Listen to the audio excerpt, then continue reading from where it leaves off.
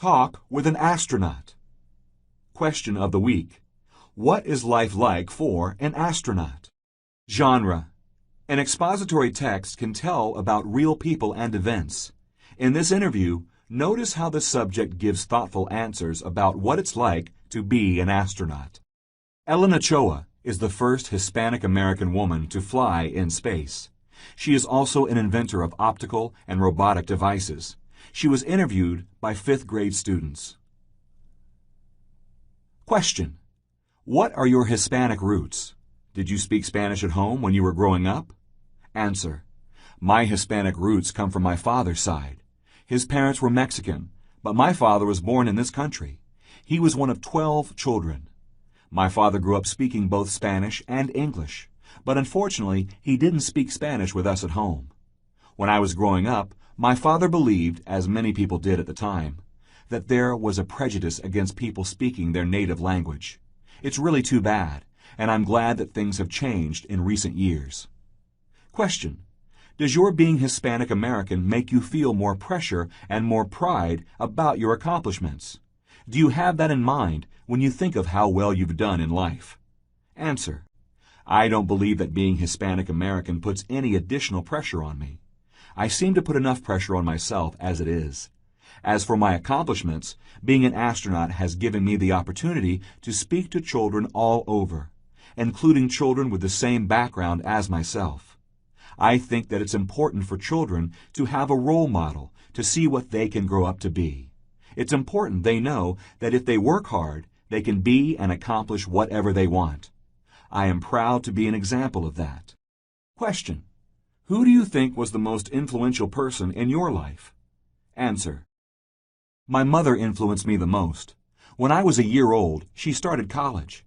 She had to raise 5 children primarily on her own, and so she couldn't take more than one class each semester. She didn't graduate until 22 years later, but she did finish. Her primary focus was the enjoyment of learning. That's what I got from her example. Question. What were you interested in when you were in 5th grade? Answer. When I was in the 5th grade, I think I wanted to be president. I got over that by the time I was in the 6th grade. I didn't think that I would be an astronaut, but you never know how your interests will change.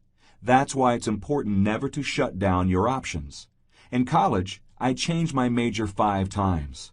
I started college interested in music and business and graduated with a degree in physics.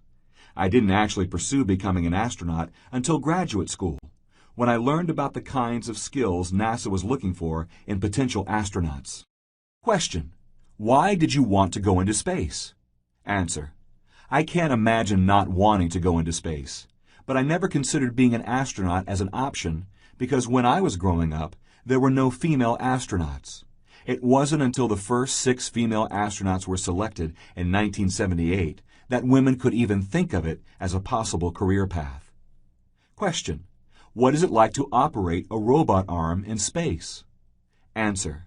I have worked the robot arm on all 3 of my space missions, and I really love it. It's challenging to do, but lots of fun. On my last mission to the space station, I worked with the help of cameras and monitors because we were docked in a way that prevented me from seeing the robot arm. This made things more difficult, but then again, everything I've done on actual missions in space has always been easier than when I first tried it during training. Question. What is NASA training like? Answer. Everything is always harder to do in training. In training, we prepare for anything that could happen on a space mission, anything that could go wrong. In training, things keep breaking. Problems have to be solved.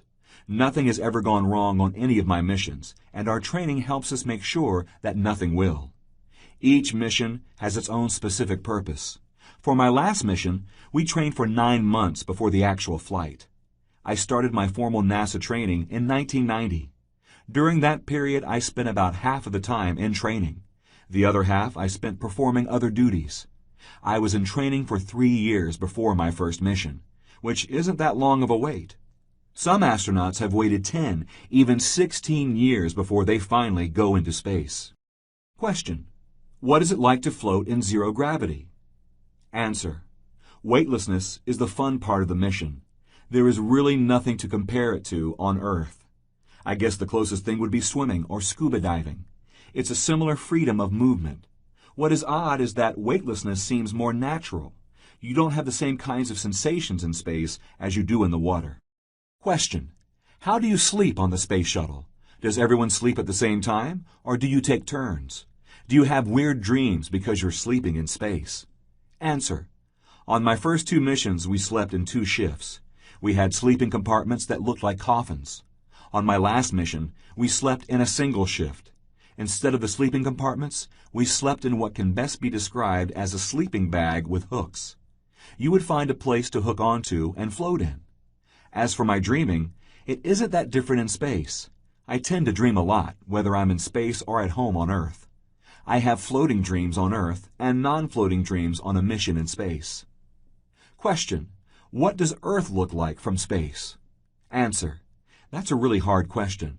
You have to remember that the shuttle is moving at 5 miles a second, so the Earth looks very different depending on where you are in space in relation to the position above Earth and what time of day it is. I have to say, though, Earth looks very much like I expected it to look. The IMAX films are pretty close to what Earth really looks like from space. The main difference is that the colors are much more vivid when you're in space. Question: how do you eat in space? Do you have to eat food out of a toothpaste tube? Does the food taste good? Answer: astronauts haven't eaten food out of tubes for over 20 years.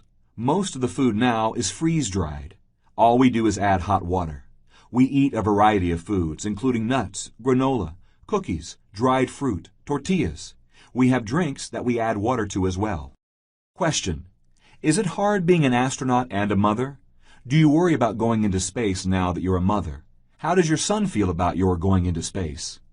Answer: I think it's hard being anything and a mother. Both are full-time jobs, and you have to work very hard at both to do a good job. Personally, I find both jobs wonderful. It is hard to be separated from my husband and son when I go on a mission, and I miss them a great deal. But lots of people have to be away from their families because of their jobs. Right now, my son is only 18 months old, so the last time I went into space, he didn't really know what was going on. I think it will be much harder the next time, since he will understand more. Question: can you talk to your family from space? Answer: yes, thanks to email. When I am in space, my husband and I are able to communicate every day, which is very nice. And on missions lasting more than 10 days, we are allowed to visit with each other by having a video conference from space. Question: what is the scariest thing that ever happened to you in space? Answer: there's never really been anything for me to be scared of because nothing has ever gone wrong on any of my missions. For me, going into space is very exciting, not scary. The riskiest part of the flight is the launch because it's the phase of the flight when things are most likely to go wrong. But like I said, there have never been problems on my missions, and besides, we are trained to handle any problems that might come along. Question: do you think communication with extraterrestrials is possible? Do you think there are other life forms out there? Answer: I'm not really sure if communication is possible right now with the technology we have today. Given the number of stars that have been discovered in the last couple of years, it isn't inconceivable that life exists on other planets. Though it is important to differentiate between life that is single-celled and life forms that are intelligent and capable of communication. Question: I love math and I want to become an astronaut. What can I start to do to prepare myself? Answer: it's good that you love math, because in order to be an astronaut, a college degree in math or a technical science is very important to have. Being an astronaut isn't just the science, though. An astronaut must be both a team player and a leader as well. You should get involved in activities where you work closely with other people, because working closely with other people is an essential part of being an astronaut.